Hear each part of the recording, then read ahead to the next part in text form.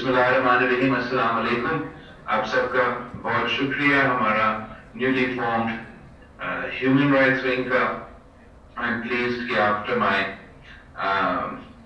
पहला जो आपका फंक्शन था, this is my second interaction with you and we are speaking on such an important topic of climate and human rights, and following the 2022 floods and the 2023 floods that we've seen in Punjab, this is a very timely topic.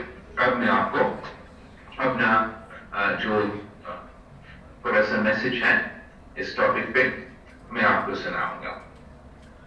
Today, as I speak before you, I'm reminded of the gravity of our shared responsibilities. While I represent our party, and while we represent our party, these challenges and concerns that I'll address today transcend party lines. They resonate with every person who calls Pakistan home, and in many ways, every inhabitant of our planet. We're living in an age of unparalleled change, and nowhere is this change more palpable than in the realms of climate and societal structures.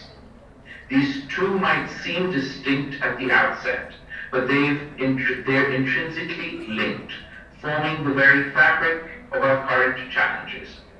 Pakistan, with its vast landscapes and rich history, is sadly at the epicenter of the climate crisis.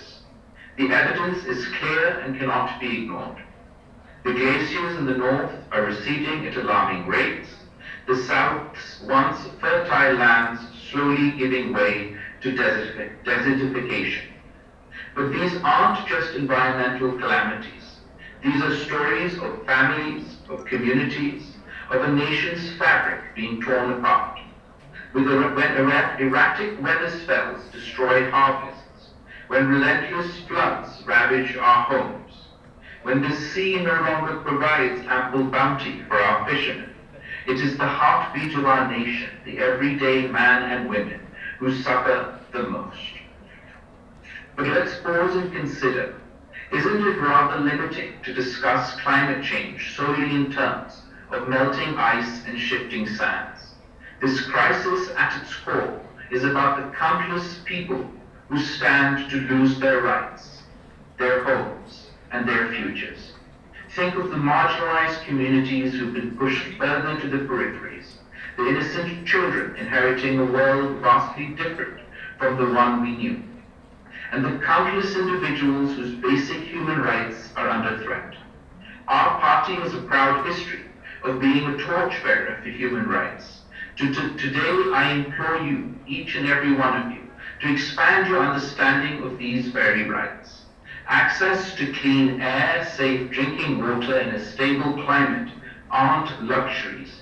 They are basic human rights as essential as the freedom of speech, the promise of a good education, and the assurance of a fair trial. With this expanded understanding, the Pakistan People's Party makes the following commitments.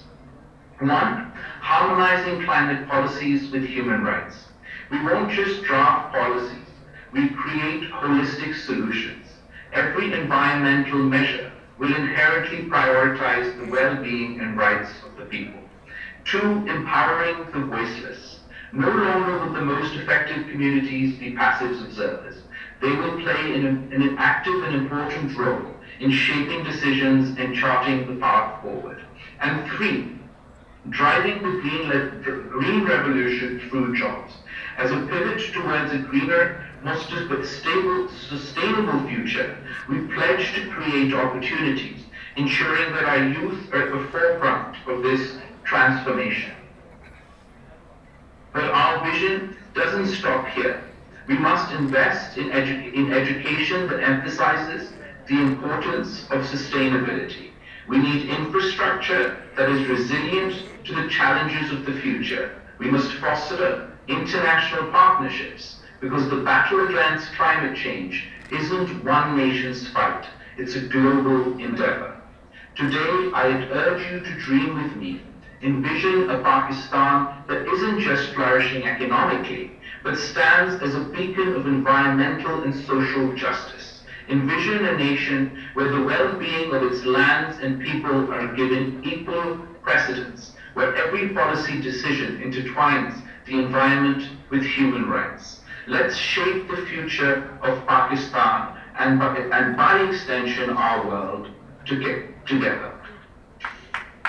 This is or at least our message on the issue of human rights and climate.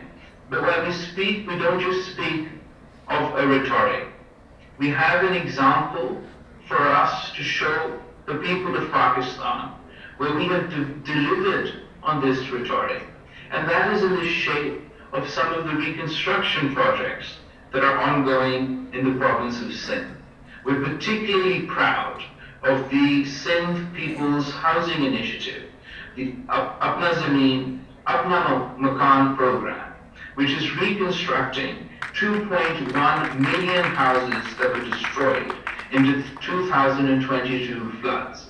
Not only are we rebuilding these homes in a climate resilient manner, but we're also providing the title deeds of the lands where those homes will stand and did once stand and will stand in the future to the women of the household. So not only are we building a climate resilient future together, providing shelter to these families, but we're also economically empowering the poorest of the poor, and we're including women's empowerment in this initiative. We want to take this vision across the country. We want to see a day where the victims of the 2022 floods or even the 2023 floods in Punjab are provided not only with climate resilient reconstruction to help reconstruct their lives, but also development initiatives that empower communities, that empower families, and more importantly, empower women while we're building a more sustainable future. I thank you.